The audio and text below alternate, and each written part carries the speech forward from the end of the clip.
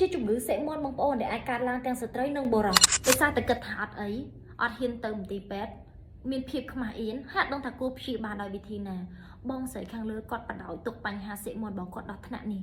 បងប្អូនសេកមាន់ណាមានហានិភ័យខ្លាំងមែនទែនហើយមិនមែនការតែចំពោះស្ត្រីទេបុរសក៏អាចកើតជំងឺសេកមាន់នេះបានដូចគ្នាហានិភ័យទី1ជំងឺសេកមាន់អាចវិវត្តទៅជាមហារីកបានព្រោះជំងឺមួយនេះវាបង្កដោយពពួក virus HPV virus HPV គឺជា virus មួយយ៉ាងដែលអាចបង្កហានិភ័យខ្ពស់ធ្វើឲ្យយើងកើតមហារីកលំដាប់ទី2លើពិភពលោកជាពិសេសបើសិនជាកើតសេកមាន់ដុះនឹងមាត់ស្បូនមានហានិភ័យខ្ពស់មែនទែនទី2បើយើងអត់បានព្យាបាលឬក៏យើងទុកឲ្យសេកមាន់ដុះរីករាលដាលកាន់តែខ្លាំងបែបហ្នឹងទី1យើងចំណាយច្រើនយើងដុតច្រើនដងលើពីនេះទៅទៀតអាចនឹងព្យាបាលអត់ជាដាច់មានមេរោគនៅក្នុងឈាមពេញមួយជីវិតទី3ចំពោះស្ត្រីឬក៏បុរសបើបងកំពុងកើតជំងឺមួយនេះបងមានកម្រងក្នុងការយកកូនជាទូទៅគ្រូពេទ្យគេលើកទឹកចិត្តឲ្យបងយកទេព្រោះអាចឆ្លងដល់កូនបានតើតបងព្យាបាលឲ្យជាមុនសិនទី4បើស្ត្រីវិញណាពេលដែលគាត់កើតសេកមាន់ច្រើនបែបនេះគឺផ្ដល់ផលរំខានខ្លាំងធ្វើឲ្យគាត់អាចលមាស់ធ្លាក់សធំក្លិនប្រដាប់ភេទឬក៏ប៉ះពាល់ដល់វដ្តរដូវរបស់ថាសេកមាន់ឆ្លងតាមណាជំងឺកាមរោគប្រភេទនេះគឺឆ្លងលឿនណាស់តាមរយៈការរួមភេទ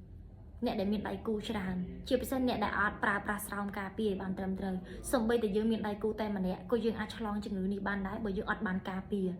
ហើយបើសួរថាលក្ខណៈសម្គាល់បែបណាដែលបញ្ជាក់ថាយើងកើតសេកមាន់ទី1បងប្អូនអាចសង្កេតមើលនៅតំបន់ប្រដាប់បន្តពួរយើងបានតើមានរោគសញ្ញាដុសសាច់ដុះឬខុសប្រក្រតីដែរអត់បើមានរោគសញ្ញាដុសសាច់ដុះឬខុសប្រក្រតីគួរតែទៅពិនិត្យឬក៏ព្យាបាលបានត្រឹមត្រូវពីគ្រូប្រឹក្សាឲ្យបានច្បាស់ជៀសវាងយើងកើតជំងឺនឹងអត់ដឹងខ្លួនព្រោះជាទូទៅជំងឺសេកមាន់ពេលដែលឆ្លងភ្លាមគឺអត់ចេញរោគសញ្ញាភ្លាមទេហើយបើសិនជាបងប្អូនបានព្យាបាលដោះស្រាយជំងឺនេះទាន់ពេលវេលាគឺមានឱកាសជាដាច់ភាគរយខ្ពស់តែបើបងប្អូនពជាពេលបដោយទុកយូរគិតថាអីហើយដូចករណីបងស្រីខាងលើគឺប៉ះពាល់ខ្លាំងមែនតើបងប្អូនប្រយ័ត្នកើតជំងឺនឹងហើយស្ដាយក្រោយពេលដែលព្យាបាលអត់ជា